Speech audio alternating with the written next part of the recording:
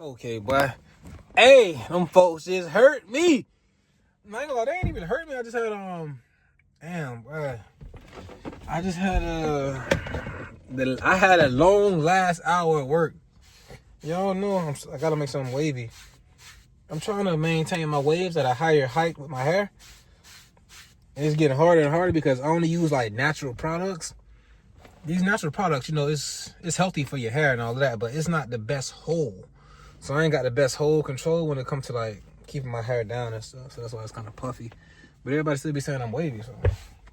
But last night, I had a smooth night. Like everything was smooth sailing. I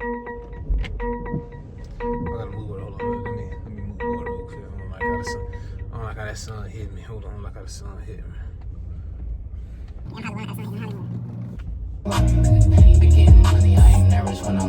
Shout out that cookie money. Let's all know about that cookie money, man. Y'all don't know about that cookie money, bro.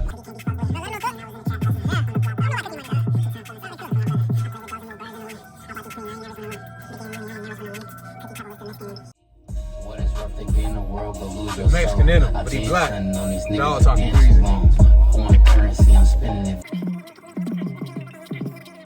Light him up. So, first things first, man. Good morning, Big Money Bound TV, RRT Posse, YouTube. Last night was my first night back to work after being off for. What we represent, man?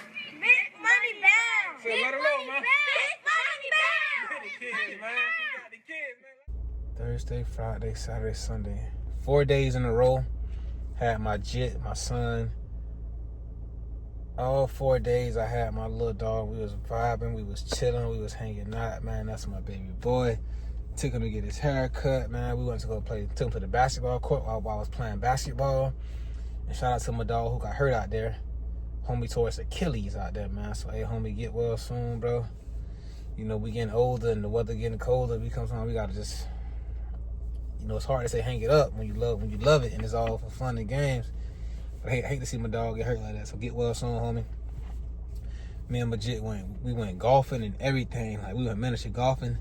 As soon as I picked this kid up, this Jit said, "Daddy, we go golf?" And luckily my homegirl, she told me about a great miniature golf course that was like inside. It didn't really have too many lizards and bugs and iguanas running around. That's like the biggest thing in Florida. It's so much damn wildlife and insects and rodents and stuff running around. Where I bought my new crib at, bro, I'm in the woods. Had I knew it was this many bugs and iguanas, I wouldn't have moved out there. I ain't gonna lie to you. I'm seeing raccoons. I'm seeing snakes. Poor venomous snakes. I'm seeing snakes. I'm seeing lizards from the movie Holes. You know the movie Holes where they're digging holes and them things like had the hood behind them. They run on their hind legs. I'm seeing those out there. I'm seeing raccoons. Bro, I'm seeing spiders. I got pest control people. I'm still seeing spiders. Man, this one I said, damn, fuck. It's just me and the spiders live here. It is what it is. So it's in the woods. So there's so much that they can do. But one thing I love about the neighborhood is though, it's ducked off. Like it's ducked off. If I don't tell you my address, you don't know where I'm at, how to get there. I've been living in this county my whole life.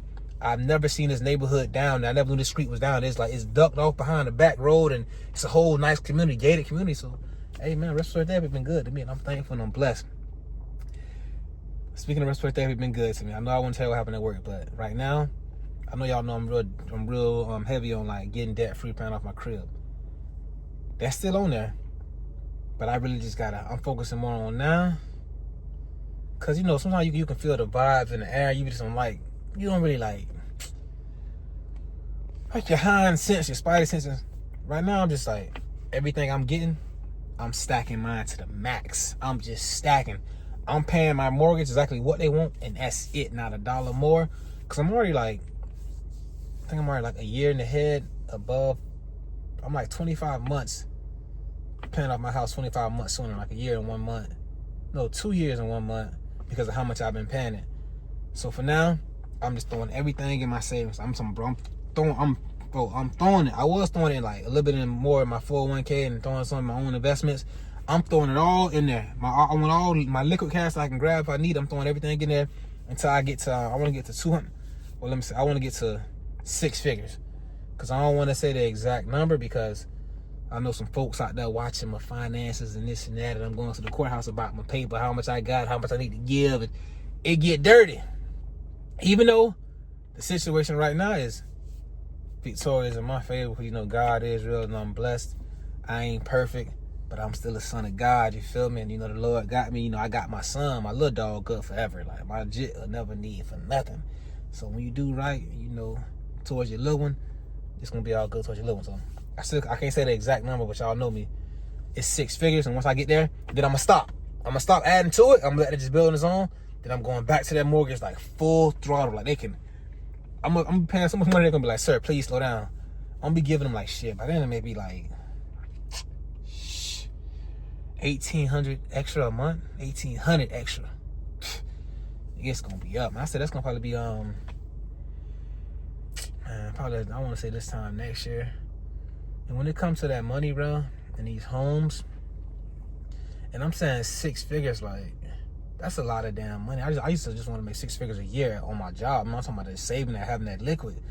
But it was like, man, I don't like made so much money, then seeing it dwindle down, then had to run it back up again. I bought my first house with a little bit of money I had, took out money from my 401k, had like 10K saved up after I did that. Then I started getting canceled from my job. That money went down, it was going down. I had a mortgage, I got people looking at me to pay these bills, it was going down. I ain't telling nobody what was going on, but I was stressed on the inside. I was outside my last $2,200 from 10K. I was like, damn, okay, I'm gonna have to like sell my Benz. I want to sell my Benz. I'm gonna have to sell my Benz, go back into my 401k. I wasn't finna let my house go. I had a plan. Then what happened? COVID hit. Ran it back up, phew, through the roof. Then some shit went on. I had to go buy me another house. I had to leave the house and go buy me another house. So my funds went down.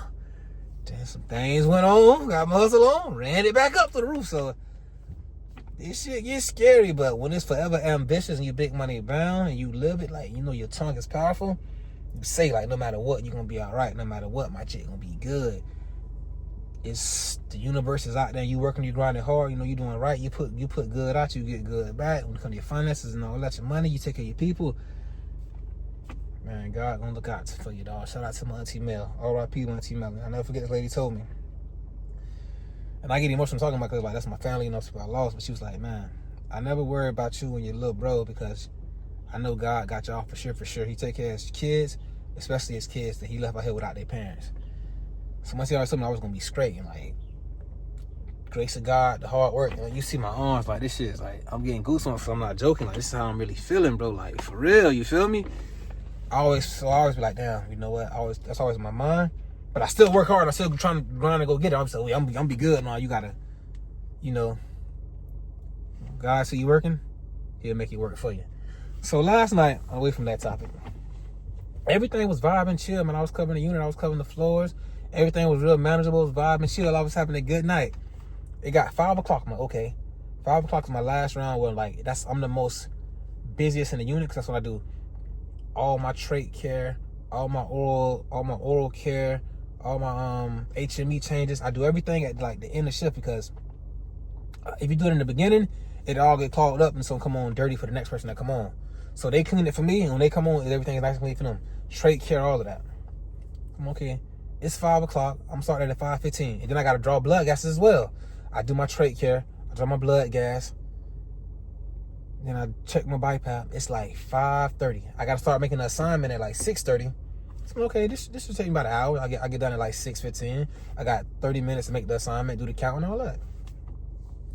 I get a cold blue at 5:40. This cold blue lasts 1 hour. Like 50 minutes, but that's an hour. For some reason, I'm calling my backup. My dog phone is down. Like his phone, he ain't pick it up. I'm like, oh man. So now, you know, when you're in the cold blue, you need 2 hands. One person got a bag and one person has to be setting the supplies for intubation.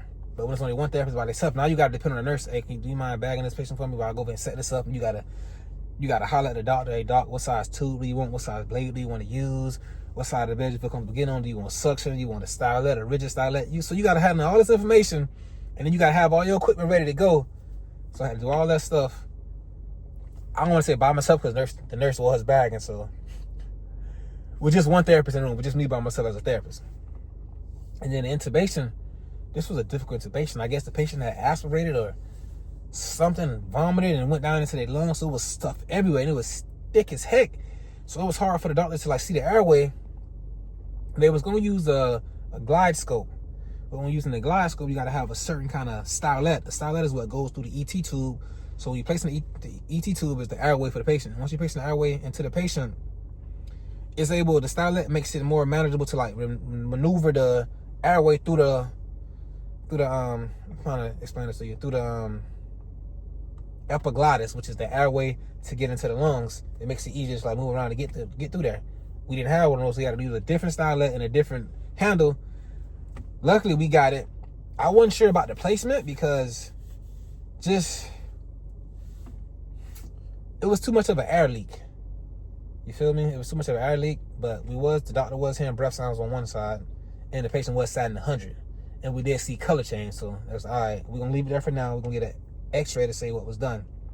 We got an x-ray once we got back to the unit, which I had to go to the unit by myself, bag the patient, get to the unit, tell the nurse, bag this patient. I had to go to the equipment room, grab a vent, go in the room, set up the vent, hook up the patient. So I'm doing a lot of stuff like by myself, but I got a good team around me that's willing to help me because, they really got a bag. But we seen that the ET tube was a little bit too high. That's why, so the pressure was kind of like going around the cuff and making air come through here. So I had to make a real tight seal for it to stop. So we advanced the tube like 2 centimeters. Everything was cool. So this is like, man, by the time we get done with all this stuff, and I still had to do like an ABG for one patient and an ABG for a patient we just intubated. So this is a lot of stuff at the end. So I finally, my homie ain't answering his phone. Someone's up with his phone, so I go down to where he was at. I'm like, hey, bro, I need you to do the count for the assignment. So I just had a code blue. That was an hour and a half. I'm still doing 6. All right, I got you. So he did that. It was like, shit. We do shift change at 7. It was like 6:40. So I still got to do my vent check, do my gas for this patient, do another gas for that patient. Technically, I don't got to do a gas for the patient. I just intubated because after I do my whole check and all of that, it was like time for me to go. But I just hate where I received the patient on the vent. I intubated the patient. I received the patient. I brought him to the unit, and I don't do the blood gas for the therapist that's coming on. I hate to leave work behind. Even if the therapist was saying, no, it's cool, I understand. But the unit was more busy now because we got more vents and we got stuff like that. So I want to, you know what? It was my patient I intubated, so I'm going to do the blood gas. And I was very thankful that I did help him out doing that because I know it's going to be a busy day today. So all that stuff happened towards the end, and, bro, it was just a lot towards the end. Just the end was just, it got real busy towards the end. For the most part, my day was like, it was real cool. It was solid. And I had left my my food in the fridge last what day that was? My last day at work. Damn, what was that, bro? What today is? That was Tuesday. Tuesday was my last day. So I had my jit Wednesday, Thursday. Yeah. So Tuesday was my last day. I had left my food, but I know I was gonna come back on Friday so I can be able to get my food and go home. Luckily, nobody took my food. Normally, people would steal your food out of the fridge. I got my homeboy hit me up right now. We had a little situation happen at work before we got a shift change. So I'm gonna holler at y'all later. I love the support us, RRT Pots, Big Money, Bound TV, all that stuff. I love y'all. Y'all keep rocking me. I love rocking with y'all. Oh, my dog just hung up. But yeah, for the most part, that was it, man. It was all love. It was all good. I'm really just finna stack this money to the ceiling. I just got my yearly raise. Got my yearly raise, and I can't go to top. I got my yearly raise, and I got a raise on top of that, market adjustment. Thought the fitty that's being made, and I'm at the highest paying hospital in the county. The money that's being made, I can do nothing but thank the Lord, thank God, man. Just keep doing right, and just save it up and put some of this money up for my little one, though. And really like enjoy the fruits of my labor. 2025 was like a horrible year for me. 2025 was made to be a rough year for me. Like, it was things going on in my life that was like trying to make it more rough than it had to be. But I weathered the storm. I stayed down. I stayed prayed up, and I prevailed through it all. 2026, like, bro, it's up. I'm finna do some traveling, more living. Like, I don't want to go and buy none of these whips, but I'm finna just stack it to the ceiling. I'm put myself in a position where I really want to be at. I want to go get my dream car that I want. One of my dream cars I want. Only thing is, my son, he too small. And I need his car seat inside the car. And you can't have no car seat inside no sports car. So I'm gonna vibe. I'm gonna do it by the time my jit get big. So really, when I get it, he can be like surprised, like, oh my gosh, daddy, that's the car. Like, you feel me? So like, he can know that this shit is possible. Like, bro, your dad having his way out here, and it's just from hard work, son. Like, you can do it. It can be done. Like, it's possible. I want to show it to him. I get it now. He young. He may forget, and he's gonna see that that's how he living. But I want to see where we coming from with it. Like, I'm just on a whole nother ambitious level, man. Shout out to the ones I lost. And I ain't saying to like transition. I'm saying I lost to like the way of life, like just the way I'm living, the way they was living. We want connected, we want vibing. I wish everybody the best, whole lot of money and success. I'm gonna stay on my grind and keep going. Everything I told y'all I was going to do, I'm like, damn, he really did that. I'm motivating them, but I ain't in with them no more. You feel what I'm saying? Them, because y'all have a good day, man. Don't get dirty.